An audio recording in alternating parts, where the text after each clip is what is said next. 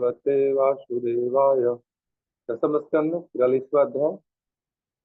श्रीशुक उवाच अथ कृष्णस्य रामस्य कृतशोचो परन्तप मल्लदुन्दुभिर्निर्घोषं श्रुत्वा दृष्टुमुपेयतु रङ्गद्वारं समासाद्य तस्मिन् नागवस्थितम् अपश्यत् कुवलया पीडं कृष्णो अम्बस्त्रप्रचोदितम् बद्ध्वा परिकरं सौरि सुमुह्य कुटिलालिकान् उवाच हस्तिपं वाचा मेघनादा गभीरया अम्बष्टाम्बष्टमार्गं नौ देह कक्षं ममाचिरं नो चेत् सकुञ्जरं त्वद्य नयामि यमसाधनम् एवं निर्बधस्तं कोपितं गजं योधयामास कृष्णाय कालन्तयमोपमम्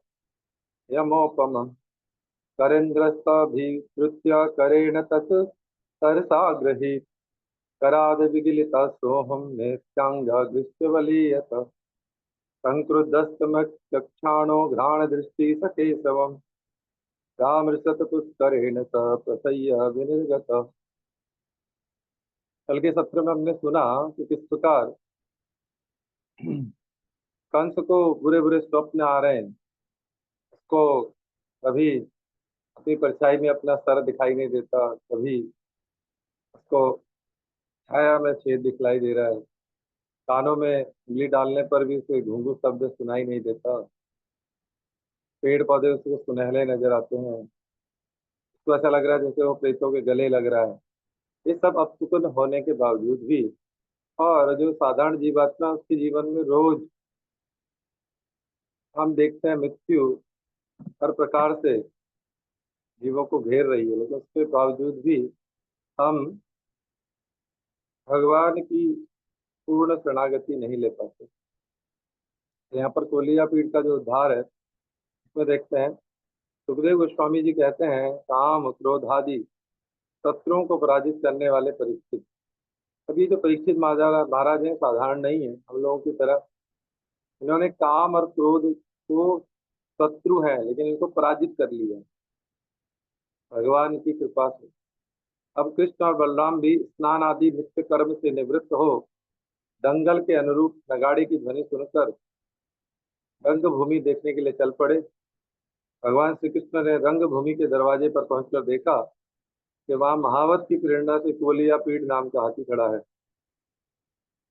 तब भगवान श्री कृष्ण ने अपनी कमर कस ली और घुंघराली अलके समेट ली।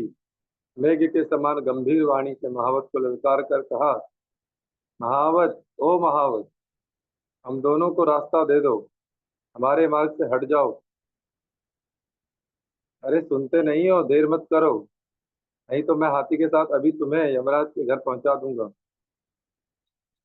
भगवान कृष्ण ने महावत को जब इस प्रकार धमकाया तब वो क्रोध से तिलमिला उठा और उसने काल मृत्यु तथा यमराज के समान अत्यंत भयंकर कुलिया पीड़ को अंकुश की मार से क्रुद्ध करके भगवान कृष्ण की ओर बढ़ा दिया। कुलिया पीड़ ने भगवान की ओर झपटकर उन्हें बड़ी तेजी से सूंड में लपेट लिया, परंतु भगवान सूंड से बाहर सरक आए और उसे एक घुसा जमाकर उसके पैरों के बीच में जा छिपे। उन्हें अपने सामने न देखकर कुलिया पीड़ को बड़ा क्रोध हुआ। उसने सूंघ कर भगवान को अपनी सूंड से टटोल लिया और पकड़ा भी।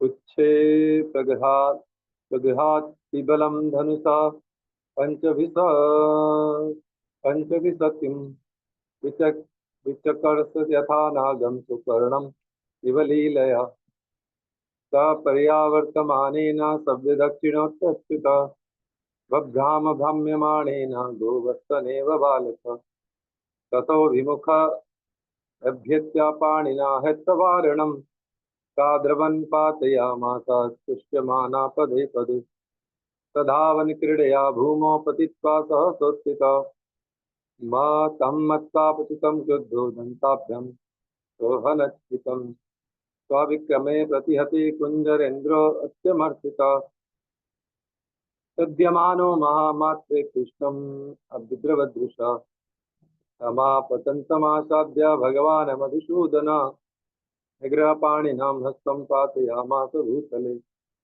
पतितस्य पदाक्रम्य मृगेन्द्र इव लीलया दन्तमुत्पाट्य तेनेभं हस्ति पाञ्चन हनध्वरि मृतकं विसृज्य दन्तपाणि समाविशत् असन्न्यस्तु विषाणो सङ्गमद्बिन्दुभिरङ्कित विरूढस्वेदकणिका वदनाम्बुरोः बभो। परंतु उन्होंने बलपूर्वक अपने को उससे छुड़ा लिया और उसके बाद भगवान उस बलवान हाथी की पूंछ पकड़कर खेली खेल में, जैसे छोटे बच्चे छोटे खिलौने से खेलते हैं ऐसे ही 100 हाथ तक पीछे घसीट लाए। जैसे गरुड़ सांप को घसीट लाते हैं,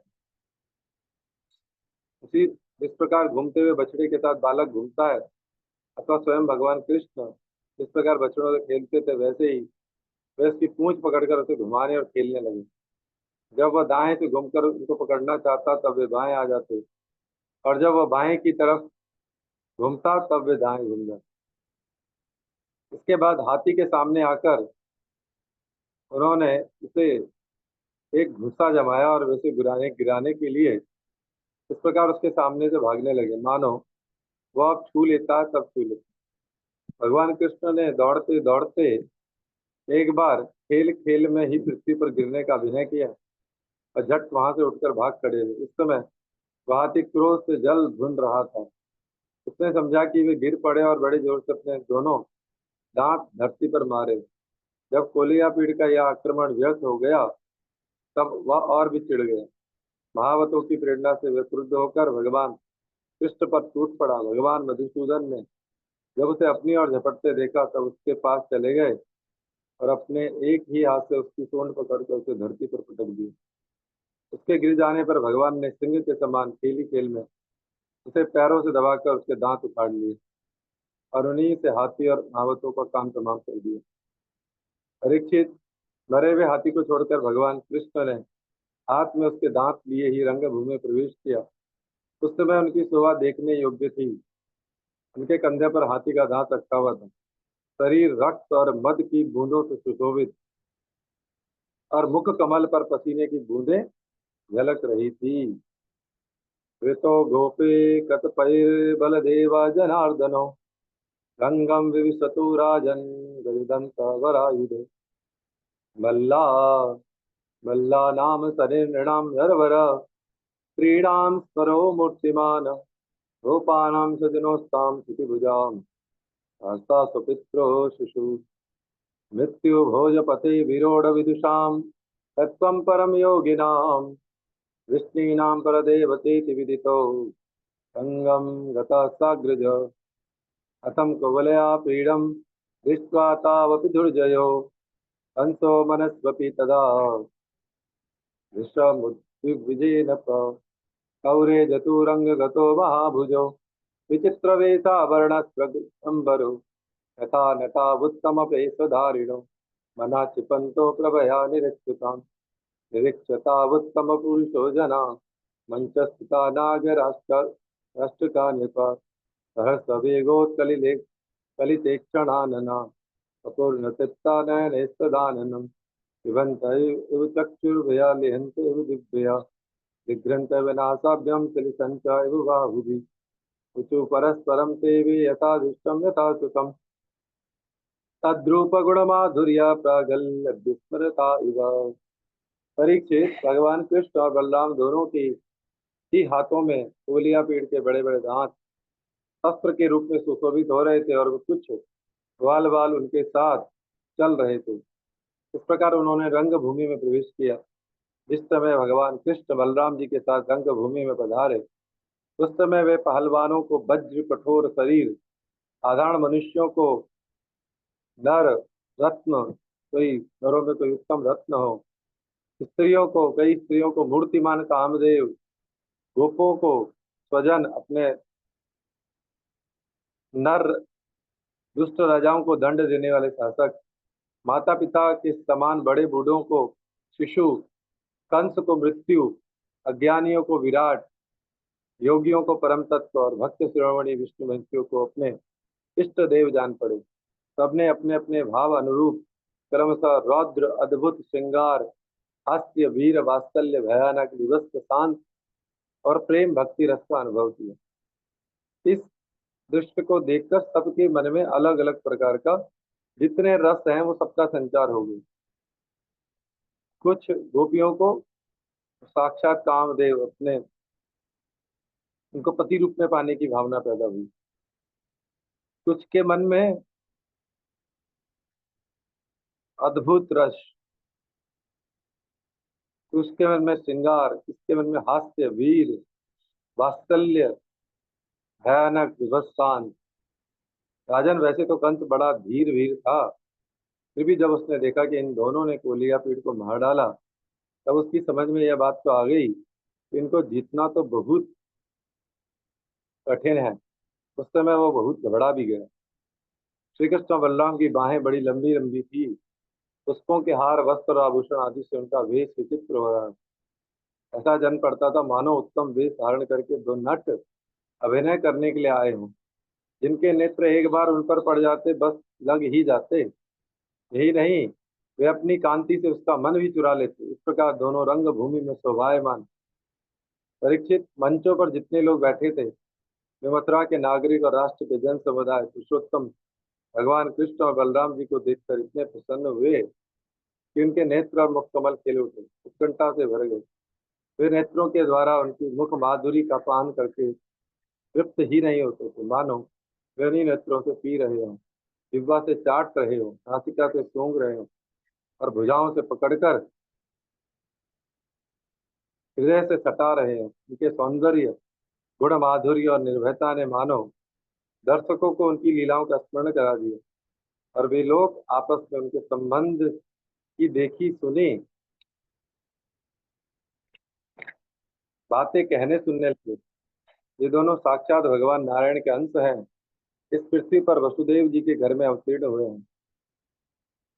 एतो भगवता साक्षात नारायणश्च हि अवतीर्णो हि व्यांसेन वसुदेवस्य विश्वनि केशवे किल देवक्यां जातो नेतश्च गोकुलम् कालमेतं वसन रूढा भगवते दण्डविश्वनि पूतनानेन नीतान्तं चक्रवातश्च दानव अर्जुनो गुह्यकाकेशी धेनुकोऽन्ये च तद्विधा गावा सपाल एतेन दावाग्ने परिमोचिता कालयोदमितः सर्प इन्द्रश्च विबुधः कृतः सप्ताहमेकास्तेनादितो अधिप्रवरो मुना वर्षवातश्च निभ्यश्च परित्रातं च गोकुलम् गोप्योऽस्य नित्यमुदितप्रहसितपक्षणं मुखम् पश्यन्तो विविस्ता पासरन्ति समाश्रमं मुदा वदन्त्यनेन वंशोऽयं यतो तु बहु विस्तृता श्रियं यशो महत्त्वं च लप्स्यते परिरक्षिता अयं चास्याग्रज श्रीमान् राम कमललोचन प्रलम्बो निहतो येन वस्ततो ये बकादय जनेष्वेवं ब्रुवाणेषु तुर्येषु निन्ददस्सु च कृष्णरामो सभामुष्य जानिरो वक्ष्यमब्रवीत् हे नन्दसूनो हे राम भवन्तो वीरसम्मतो नियुद्धकुशलो श्रुत्वा राजभूतो दिदुक्षुणः प्रियं राज्ञा प्रकुर्वन्त्य श्रेयो विन्दन्ति विप्रजा मनसा कर्मणा वाचा विपरीतमतो अन्यथा। अंगुली सी से दिखलाकर ये सांवले सलोने कुमार देवकी के गर्भ से उत्पन्न हुए थे। जन्मते ही वसुदेव जी ने इन्हें गोकुल पहुंचा दिया था। इतने दिनों तक ये वहां चिपकर रहे और नंद जी के घर में ही पलकर इतने बड़े हो गए। इन्होंने ही पूतना, तृणावृत, शंखचूड़, केसी और धनुष आदि का तथा और भी दुष्ट दैत्यों का वध, यमलार्जुन का भी उद्धार किया।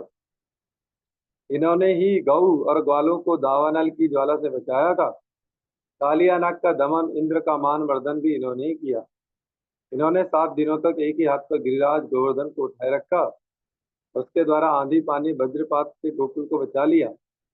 गोपियां इनकी मंद मंद मुस्कान, मधुर चितवन, सर्वदा एक रस प्रसन्न रहने वाले मुखार विंद के दर्शन से आनंदित रहती थी और अनायास ही सब प्रकार के पापों से मुक्त हो जाती थी। कहते हैं कि ये यदुवंश की रक्षा करेंगे। यह विख्यात वंश इनके द्वारा महान समृद्धि, यश और गौरव प्राप्त करेगा। ये दूसरे इन्हीं श्याम सुंदर के बड़े भाई कमल नयन श्री बलराम जी हैं। हमने किसी किसी के मुंह से ऐसा सुना है कि इन्होंने ही प्रलंबासुर, वत्सासुर और बकासुर आदि को भी मारा है। जिस समय दर्शकों में यह चर्चा हो ही रही थी, अखाड़े में तुरही आदि बज रहे थे, उस समय चाणूर ने भगवान कृष्ण और बलराम को संबोधन करके यह बात कही, नंद नंदन कृष्ण और बलराम जी, तुम दोनों वीरों के आदरणीय हो। हमारे महाराज ने यह सुनकर कि तुम लोग कुश्ती लड़ने में बड़े निपुण हो, तुम्हारा कौशल देखने के लिए तुम्हें यहाँ बुलवाया है। देखो भाई, जो प्रजा मन वचन और कर्म से राजा का प्रिय कार्य करती है उसका भला होता है, और राजा की इच्छा के विपरीत काम करती है तो उसकी हानि उठानी पड़ती है।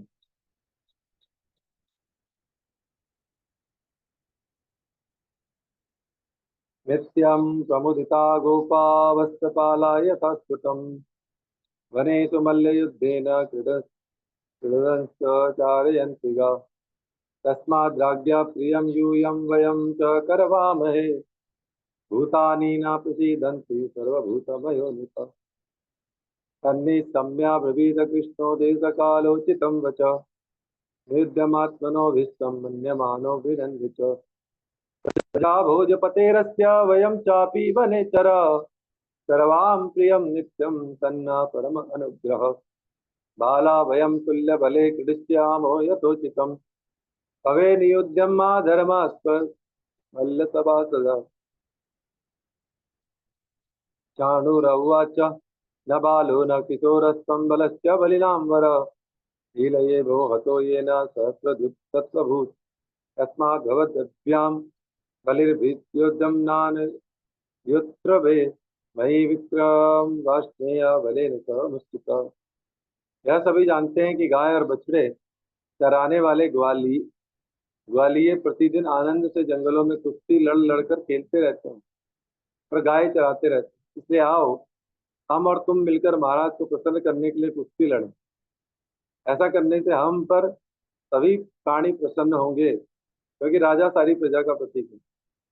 परीक्षित भगवान कृष्ण तो चाहते ही थे कि इसमें उससे दो दो हाथ करें, इसलिए उन्होंने चाणूर की बात सुनकर उसका अनुमोदन किया और देश काल के अनुसार यह बात कही, चाणूर, हम भी इन भोजराज कंस की वनवासी प्रजा हैं, हमें इनको प्रसन्न करने का प्रयत्न अवश्य करना चाहिए, इसी में हमारा कल्याण है। किंतु चाणूर, हम लोग अभी बालक हैं, इसलिए हम अपने समान बल वाले बालकों के साथ ही कुश्ती लड़ने का खेल करेंगे। कुश्ती समान बल वालों के साथ ही होनी चाहिए, जिससे देखने वाले सभासदों को अन्याय के समर्थक होने का पाप न लगे। चारुण ने कहा, अजी, तुम और बलराम न बालक हो न तो किशोर, तुम दोनों बलवानों में श्रेष्ठ हो। तुमने अभी अभी हजार हाथियों का बल रखने वाले तोलिया पेड़ को खेली खेल में मार डाला, इसलिए तुम दोनों को हम जैसे बलवानों के साथ ही लड़ना चाहिए। इसमें अन्याय की कोई बात नहीं है। इसलिए कृष्ण, तुम मुझ पर अपना जोर आजमाओ और बलराम के साथ मुष्टिक लड़ेगा। इति श्रीमद्भागवत महापुराण परमहंस संहितायां दशम स्कंद पूर्वार्धे कोलिया पीड़ वधो नाम द्विचत्वारि। यहाँ पर ये कोलिया पीड़ के जो वध किया भगवान ने, और चाणूर और मुष्टिक के साथ अब युद्ध प्रारंभ होगा 44वें अध्याय में। श्री सुक उवाच एवं चर्चित संकल्पो भगवान मधुसूदन आस सादात चाणूरम मुष्टिकम रोहिणी सुता। तो सुखदेव गोस्वामी कहते हैं, परीक्षित, भगवान कृष्ण ने चाणूर आदि के वध का निश्चित संकल्प कर लिया। जोड़ वध दिए जाने पर कृष्ण ने चाणूर से और बलराम जी ने मुष्टिक से जा भिड़े।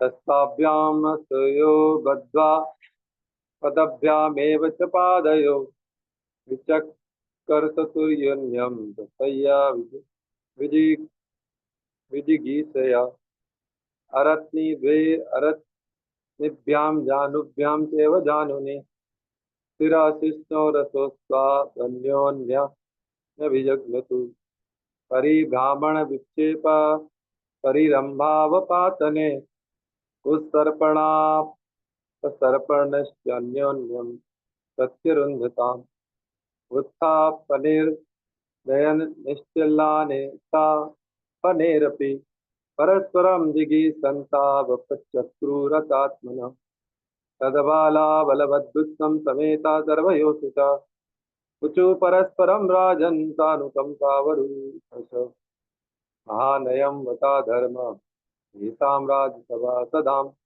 ये बलाबलवद्युतं राज्ञो गच्छन्ति पश्यत क्व वज्रसार सर्वांगो मल्लो शैलेन्द्र सन्निभो क्व चाति सुकुमारांगो किशोरो नाप्त यौवन धर्म व्यतिक्रमो ह्यस्य समाजस्य ध्रुवं भवेत् यत्रा धर्मः समुत्थितेन श्रेयं तत्र कर्षितः न सभां प्रविशेत प्राज्ञा शब्ददोषान् अनुस्मरन् अब्रुवन् विब्रन्यज्ञो नरा किल विषमस्मृते।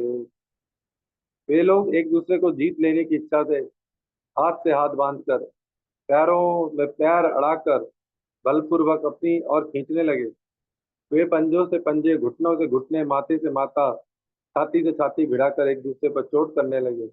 इस प्रकार दांव पेच करते करते अपने अपने जोड़ीदार को पकड़कर इधर उधर घुमाते, दूर ढकेलते, जोर से जकड़ लेते, लिपट जाते, उठाकर पटक देते, छूट कर निकल भागते और कभी कभी छोड़कर पीछे हट जाते।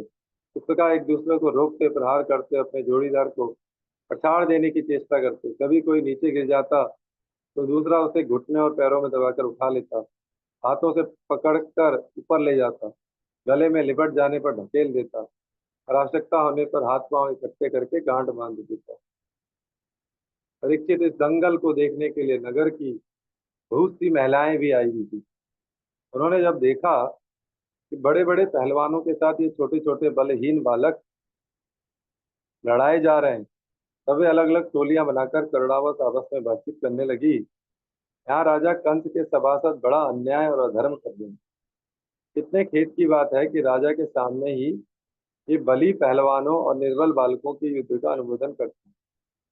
बहन देखो, इन पहलवानों का एक एक अंग वज्र के समान कठोर है, देखने में बड़े भारी पर्वत से मालूम होते हैं, परंतु कृष्ण और बलराम अभी जवान भी नहीं हुए। इनकी किशोर अवस्था है, इनका एक एक अंग अत्यंत सुकुमार है। कहाँ ये और कहाँ वे? जितने लोग यहाँ इकट्ठे हुए हैं, देख रहे हैं, उन्हें अवश्य धर्म उल्लंघन का पाप लगेगा।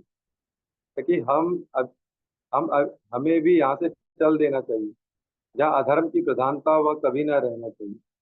यही शास्त्र का नियम है। देखो, शास्त्र कहता है कि बुद्धिमान पुरुष को सभासदों के दोषों को जानते हुए सभा में जाना ठीक नहीं, क्योंकि वहां जाकर अवगुणों को कहना, चुप रह जाना अथवा मैं नहीं जानता ऐसा कह देना, ये तीनों ही बातें मनुष्य को दोष का भागी बनाती हैं।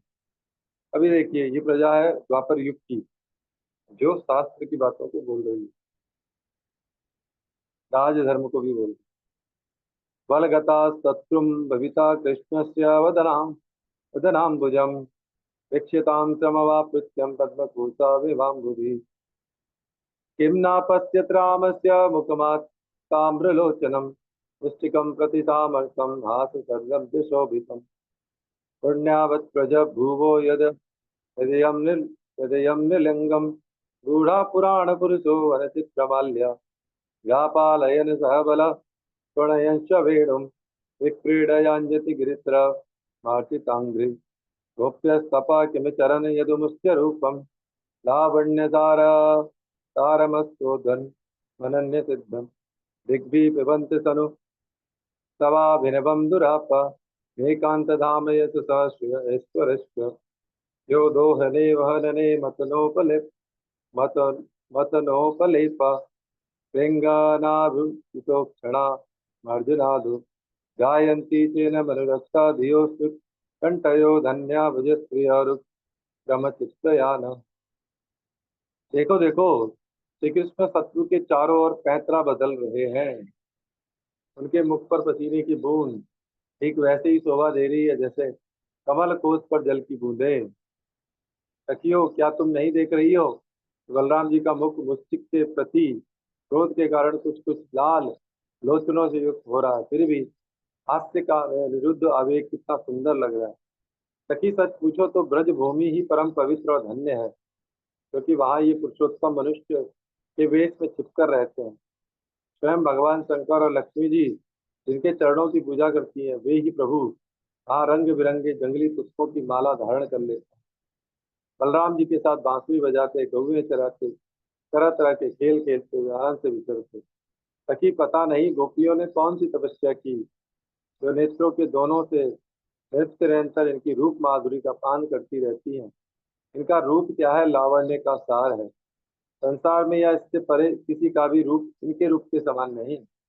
फिर बढ़कर होने की तो बात ही क्या। तो भी किसी के संवारने सजाने से नहीं, गहने कपड़ों से नहीं, बल्कि स्वयं सिद्ध है। इस रूप को देखते देखते तृप्ति भी नहीं होती, क्योंकि यह प्रतिक्षण नया होता जाता है, नित्य नूतन है। समग्र यश सौंदर्य और ऐश्वर्य इसी के आश्रित है सखियों, परंतु इनका दर्शन तो औरों के लिए बड़ा ही दुर्लभ है। वह तो गोपियों के ही भाग्य का में लिखा है, भक्तों के भाग्य में बंधा है। सखी ब्रज की गोपियां कितनी धन्य हैं। निरंतर श्री कृष्ण में ही चित्त लगा रहने के कारण, प्रेम भरे हृदय से, आंसुओं के कारण गदगद कंठ से वे इन्हीं की लीलाओं का गान करती रहती। वे दूध दूहते, दही मथते, धान कुटते, घर लीपते, बालकों को झूला झुलाते, घरों को झाड़ते बुहारते, कहाँ तक कहें, सारे कामकाज करते समय कृष्ण के गुणगानों में ही मस्त रहती हैं। तात व्रजात व्रजत आवी सतश्च सायं गोभी समम प्रणयतश्च निशम्य भेड़म निर्गम्य तूर्णमबलापति भूरि पुण्या पश्यन्ति सुखम सदयावलोकम् एवं प्रभासमाणा तु स्त्रीषु योगेश्वरो हरि तत्त्वं हन्तुं मनश्चक्रे भगवान् वै वैष्णव तवया श्रीगिरः श्रुत्वा पुत्रस्नेह सुचातुरो पितरावन्वत् संयेतां पुत्रयोराबुधो बलम् तैस्ते नियुद्ध विधि विदे अच्युते तरो युधाते यथान्यो यम तदेव बलमुत्थितो भगवत गात्र निष्पाते ब्रज निष्पेष निष्ठुरे चाणुरो भज्यमानांगो मुगला हिमवापः सासीन वेगोत्पत्य मुष्टिकृत्य कराबुभो भगवन्तं वासुदेवं क्रुद्धो भक्तस्य वादत नाचलत् प्रहारेण इव द्विपः वयो निगृचाणूरं बहुतो भ्रामयन् हरि भूपृष्ठे पोतयामासा तरसा जीर्ण जीवितम् विस्तृता कल्पके सस्वे गिंद्रदित्या इवापुतत्। श्री कृष्ण जब प्रातःकाल गौओं को चराने के लिए ब्रज से वन में जाते हैं और सायंकाल उन्हें लेकर ब्रज में लौटते हैं, तब बड़े मधुर स्वर से बांसुरी बजाते हैं। उनकी खेल सुनकर गोपियां घर का सारा काम छोड़कर झटपट रास्ते में दौड़ आती है और कृष्ण की मंद मंद मुस्कान, दया भरी चितवन से युक्त मुख कमल निहार निहार कर निहाल हो जाती है। सचमुच गोपियां ही परम पुण्यवती है। ये कौन कह रहा है? मथुरा की गोपियां कह रही है, मथुरा की।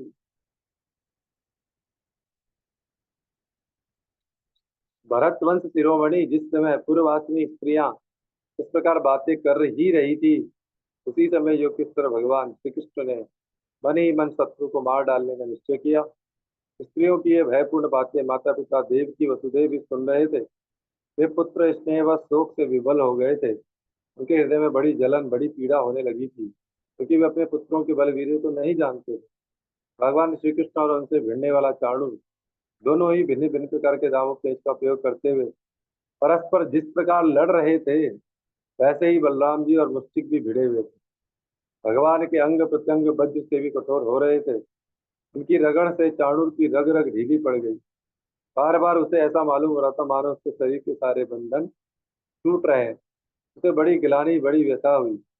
अब वह अत्यंत क्रोधित होकर बाज की तरह झपटा और दोनों हाथों की घूंसे बांधकर उसने भगवान कृष्ण की छाती पर प्रहार किया।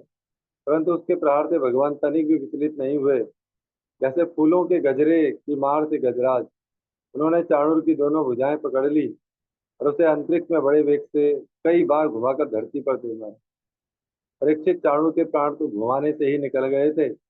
उसकी वेशभूषा अस्त व्यस्त हो गई, केस और मालाएं बिखर गई। वह इंद्रध्वज, इंद्र की पूजा के लिए खड़े किए गए बड़े बड़े झंडे के समान गिर पड़ा।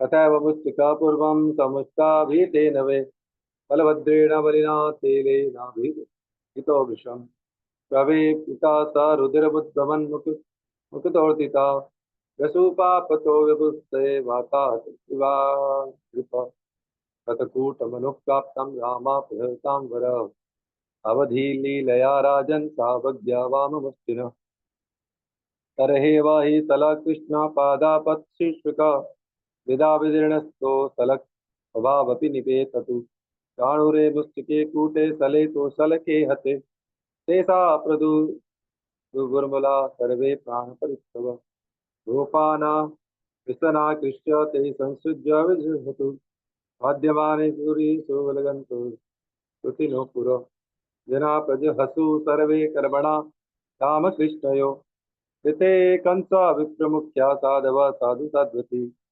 अतेषु मल्ल वर्येषु विद्रेषु च भोजराट् नेवारयत्वत्पुर्याणि वाक्यं चेदमुवाचः निसारयत् दुर्वृत्तो वसुदेवात्मजो पुरात् धनं हरत गोपानां नन्दं बध्नीत दुर्मतिम् वसुदेवस्तु दुर्मेधा अन्यकामास्व सत्तमा उग्रसेना पिता चापि सानुगा परिपक्षः।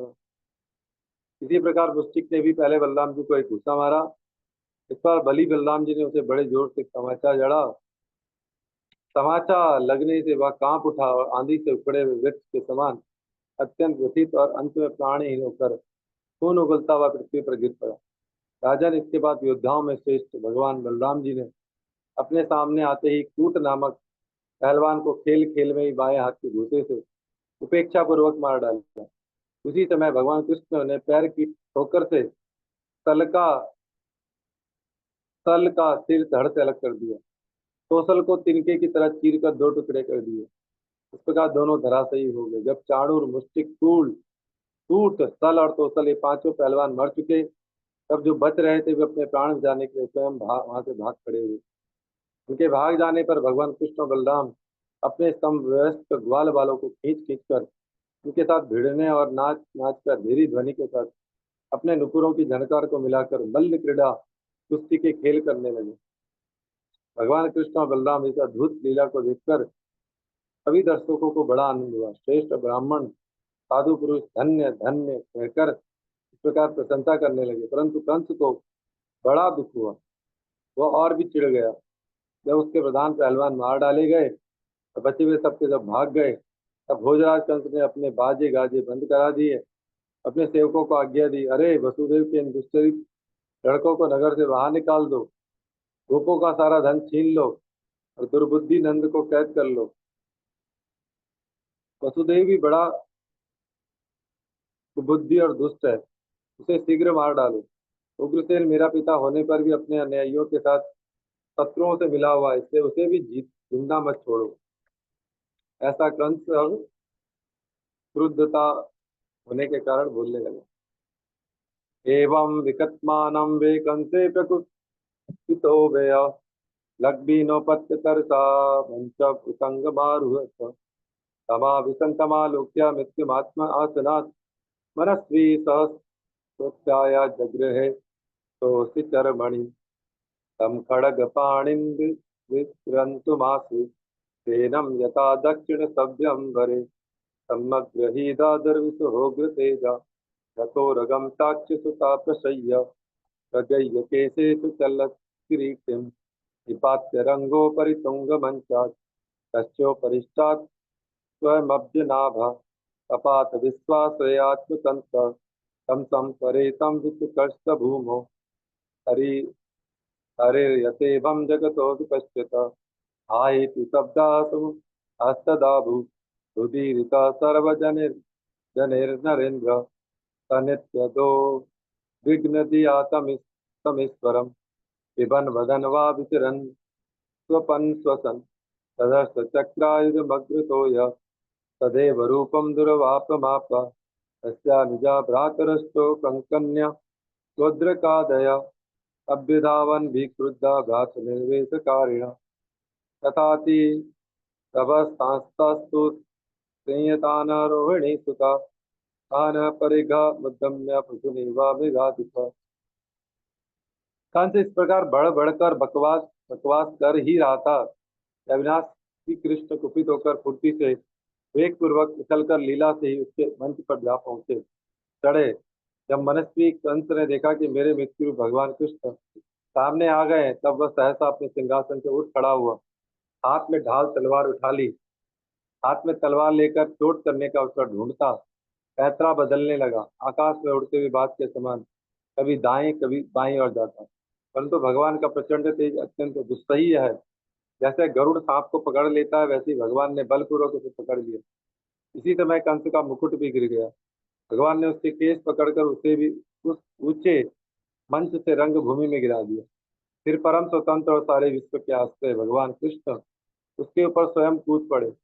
उनके कूदते ही कंस की मृत्यु हो गई। सबके देखते देखते भगवान कृष्ण ने कंस की लाश को धरती पर उसी प्रकार घसीटने लगे जैसे सिंह हाथी को घसीटता है। नरेंद्र, उस समय सबके मुंह से हाय हाय की बड़ी ऊंची आवाज सुनाई पड़ी। कंस नित्य निरंतर बड़ी घबराहट के साथ कृष्ण का ही चिंतन करता रहता था। वह खाते पीते सोते चलते बोलते सांस लेते सब समय अपने सामने चक्र हाथ में लिए भगवान कृष्ण को ही देखता रहता था। इस नित्य चिंतन के फलस्वरूप वह चाहे द्वेष भाव से ही क्यों न किया गया हो, उन्हीं भगवान के इसी रूप की प्राप्ति हुई। और इसको सारूप की मुक्ति की प्राप्ति हुई, जिसकी प्राप्ति बड़े बड़े तपस्वी योगियों के लिए भी बड़ी कठिन है। कंस के कंक और नियोगुद्र आदि 8 छोटे भाई थे। वे अपने बड़े भाई का बदला लेने के लिए क्रोध से आग बबूले होकर कृष्ण और बलराम की ओर दौड़े। जब भगवान बलराम जी ने देखा कि बड़े वेग से युद्ध के लिए तैयार होकर दौड़े आ रहे हैं, तब उन्होंने परिघ उठाकर उन्हें वैसे ही मार डाला जैसे सिंह पशुओं को मार डालता है। मे दुर्दुंदुर्भयो व्योम्नि ब्रह्मेशाद्या विभूतया पुष्पे कृतंस्थापिता कंसनु निरतोस्त्रिय तेषां स्त्रियो महाराजा पूर्णवर्णदुःखिता तत्राभिर्विघ्नस्य शिष्टान्यसु विलोचना शयानानविरिशय्यायां पतिनालिङ्गशोचति विलेपुसुस्वरं नार्यो विजन्तमुहस्य च। बैठिए। आनाथ प्रिय धर्मज्ञ करुणानाथ वत्सल त्वया हतेन हिता वयं ते सग्रह प्रजा त्वया विरहिता पत्या पुरीयं पुरुषर्षभा न शोभते वयमेव मृतोत्सा स्वमङ्गला। अनागसां तो भूतानां कृतवान् द्रोहमुल्बणम् श्रीरामां रोदसां नीतो भूतदिक्को लभेत्तमः सर्वेषामेव भूतनामेष हि प्रभवाप्यय भोक्ता च तद्वद्या हि न क्वचित् सुखमेधते। श्रीशुक उवाच राजयोषित आश्वस्य भगवान् लोकभावना याहु लौकिकं सत्तां हतानं समकारयत् मातरं पितरं चैव मोचयित्वा च बन्धनात् कृष्णरामो वन्दाते शिरसा स्पृष्ट्य। उस समय भगवान आकाश में दुंदुभियां बजने लगी। भगवान के विभूति स्वरूप ब्रह्मा शंकर आदि देवता बड़े आनंद से पुष्पों की वर्षा करते हुए उनकी स्तुति करने लगे। अप्सराएं नाचने लगी। महाराज कंस और उसके भाइयों की स्त्रियां अपने आत्मीय स्वजनों की मृत्यु से अत्यंत दुखित हो गई। अपने सर पीटती हुई आंखों में आंसू भरे हुए आ गई। वीर सैया पर सोए हुए अपने पतियों से निपटकर वे शोकग्रस्त हो गई और बार बार आंसू बहाते हुए ऊंचे स्वर से विलाप करने लगी। हा नाथ, हे प्यारे, हे धर्मज्ञ, हे करुणामय, हे अनाथ वत्सल, आपकी मृत्यु से हम सबकी मृत्यु हो गई। आज हमारे घर उजड़ गए, हमारी संतानें अनाथ हो गई। पुरुष श्रेष्ठ इस पुरी के आप ही स्वामी थे। आपके विरह से इसके उत्सव समाप्त हो गए, मंगल चिन्ह उतर गए। या हमारी भांति विधवा होकर शोभाहीन हो गई। स्वामी, आपने निरपराध प्राणियों के साथ द्रोह द्रोह किया था, अन्याय किया था, इसी से आपकी यह गति हुई है। सच है, जो जगत के जीवों से द्रोह करता है, उनका अहित करता है, ऐसा कौन पुरुष शांति पा सकता है।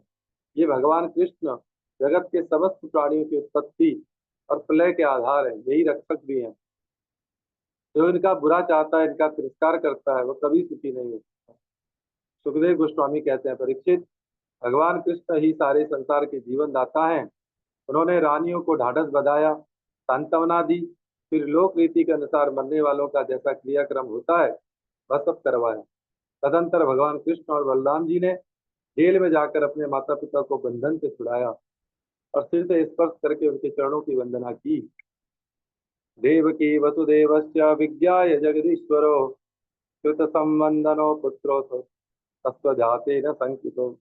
किंतु अपने पुत्रों के प्रणाम करने पर भी देवकी और वसुदेव ने उन्हें जगदीश्वर समझकर अपने हृदय से नहीं लगाया। उन्हें शंका हो गई कि हम जगदीश्वर को पुत्र कैसे समझें। यहाँ पर 44वां अध्याय दसम स्कंद का पूर्ण होता है। भगवान ने इसमें कंस वध किया